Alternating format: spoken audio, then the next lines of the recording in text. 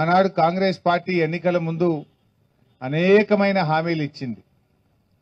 ప్రజలు హామీలు నమ్మడం లేదని బాండ్ పేపర్ల మీద రాసిచ్చి కాళ్ళల్లో చేతులల్లో పట్టుకున్నారు. అట్లా కూడా నమ్మటట్లేరని రాహుల్ గాంధీని హైదరాబాద్ తీసుకొచ్చి ఈ గ్యారంటీలు అమలు చేసే బాధ్యత నాదే అని చెప్పి మాటిప్పించారు. రాహుల్ గాంధీని కూడా నమ్ముతారో నమ్మరో అని సోనియా గాంధీతో ఉత్తరం రాపించారు. నేను మీ తల్లిగా ఉత్తరం రాస్తున్నా, మేమిచ్చిన గ్యారంటీలన్నీ అమలు చేసే బాధ్యత నాది అని ఆ తల్లిగారు ఉత్తరం రాసిండ్రు. ఇప్పుడు ఆ తల్లిగారు మాట్లాడతలేరు. రాహుల్ గాంధీ అయితే రేవంత్ రెడ్డికి అపాయింట్మెంట్ ఇస్తలేడు. 11 సార్లు పోయి ఢిల్లీకిన అక్టోబర్కి వెళ్ళి ఇప్పటిదాకా 11 సార్లు ఢిల్లీకి పోతే రేవంత్ రెడ్డికి అపాయింట్మెంట్ దొరకలేదు. దర్వాజా బంద్ అయిపోయిందాడ. ఈయన సంగతులన్నీ అర్థమైనాయి ఢిల్లీలో.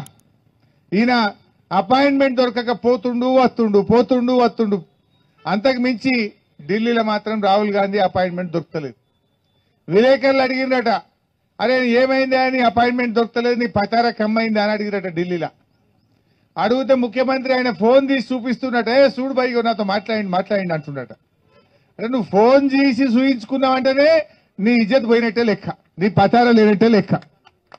ఇప్పటికైనా నేను కోరుతా ఉన్నా, రాహుల్ గాంధీ గారు సోనియా గాంధీ గారు స్పందించి మా ఆర్ఎంపీ పిఎంపీలకైనా ఈ రాష్ట్ర ప్రజలకు ఇచ్చిన అన్ని హామీలు అమలు చేయించాలని చెప్పి నేను ఈరోజు డిమాండ్ చేస్తా ఉన్నా.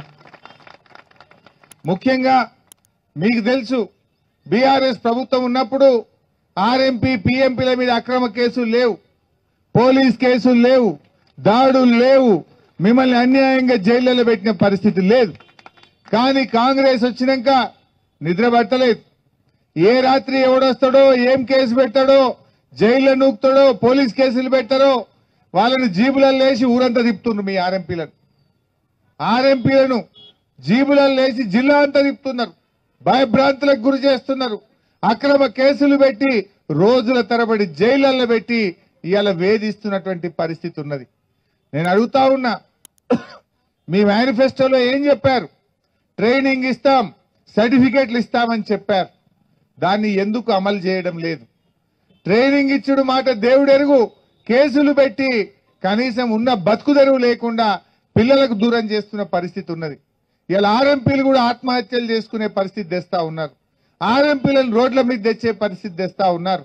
ఇప్పటికైనా రేవంత్ రెడ్డి మరి కళ్ళు తెరవాలని వైద్య ఆరోగ్య శాఖ మంత్రి దామోదర్ రాయనరసింహ గారు తక్షణమే అధికారులకు ఆదేశాలు ఇచ్చి డిఎంఎన్హెచ్ఓలు వేధించకుండా చూడాలి, అక్రమ కేసులు పెట్టకుండా చూడాలి, వీళ్లకు శిక్షణ ఇచ్చి సర్టిఫికెట్లు ఇప్పించాలని చెప్పి నేను డిమాండ్ చేస్తా ఉన్నా. ఆ రోజు బీఆర్ఎస్ పార్టీ ఉన్నప్పుడు మీ ట్రైనింగ్ కొనసాగిద్దామని డాక్టర్ లక్ష్మారెడ్డి గారు మంత్రిగా ఉన్నప్పుడు ఆ జీవో ఇచ్చిండ్రు, ట్రైనింగ్ కూడా స్టార్ట్ చేసిండ్రు. తర్వాత కొంతమంది కోర్టుకు పోయి స్టే తెచ్చారు. మళ్ళీ నేను కూడా పిలిచి ట్రైనింగ్ స్టార్ట్ చేద్దామనే వరకు కొంతమంది హైకోర్టుకు పోయి స్టే తెచ్చినారు. ఇట్లా గత ప్రభుత్వంలో స్టేలు తెచ్చి కొంతమంది అడ్డుకునే ప్రయత్నం చేసిండ్రు. స్టేలు వస్తే వచ్చినాయేమో, కానీ మీ బతుకుదెరువును మాత్రం ఎక్కడ ఆపలే, మీ మీద కేసులు పెట్టలే, మీ మీద దాడులు చేయలే, మిమ్మల్ని పోలీస్ స్టేషన్ల చుట్టూ బీఆర్ఎస్ ప్రభుత్వం ఏ రోజు కూడా తిప్పలేదు. ఎప్పుడన్నా ఎక్కడన్నా ఇబ్బంది వస్తే మీ సంఘ ప్రతినిధులు నా దృష్టికి తెస్తే అర్ధగంటలో మీ సమస్య పరిష్కారం చేశాం, అంతే తప్ప మిమ్మల్ని ఎక్కడ కూడా వేధించలే. కానీ కాంగ్రెస్ వాళ్ళు వచ్చినాక అందరు బతుకులు రోడ్డు మీదకే వచ్చినాయి. మొన్న పాపం గౌడన్నలు కలిసి నాకేమన్నా పోతే, అన్న బీఆర్ఎస్ వాళ్ళు ఉండగా మా గీత కార్మికుల మీద ఒక్క కేసు కాలే. ఏందో ఏమో ఈ కాంగ్రెస్ వచ్చినాక మొత్తం మా చెర్లపల్లి జైల్లో ఒక బ్యారక్ నిండా మా వాళ్ళే ఉన్నారంటున్నారు. చెంచల్ కూడా పోతే బ్యారక్ నిండా మా గౌడన్నల్నే పెట్టిండ్రన్నా, లేని కేసులు పెడుతున్నారు, మమ్మల్ని సతాయిస్తున్నారు, మా గీత కార్మికుల పొట్టగొడుతున్నారు అని చెప్పి గౌడన్నలు కూడా మొన్న నా దగ్గరికి వచ్చి చెప్పుకొని బాధపడ్డారు. అంటే ప్రతి ఒక్కరిని వేధించుడే, ఎవరిని విడిచిపెట్టలే. ఈ రాష్ట్రంలో రైతుల ఆత్మహత్యలు, చేనేత కార్మికుల ఆత్మహత్యలు, ఆటో డ్రైవర్ల ఆత్మహత్యలు, లాస్ట్ కు హైదరాబాద్ లో బిల్డర్ల ఆత్మహత్యలు కూడా జరుగుతా ఉన్నాయి. ఏం ఉద్ధరించినవు? ఏ ఒక్క హామీ అన్న అమలు చేసినవా? 6 గ్యారంటీలు 13 హామీలు అంటివి. మొదటి హామీ మహిళలకు ఇచ్చే 2500 మహాలక్ష్మి అమలు కాలే. చివరి హామీ వృద్ధులకు ఇచ్చే 4,000 పింఛన్ కూడా అమలు కాలే. ఏమన్నా అంటే రుణమాఫీ చేసిన అంటాడు. అది అడికెళ్ళి చేసినావు నువ్వు?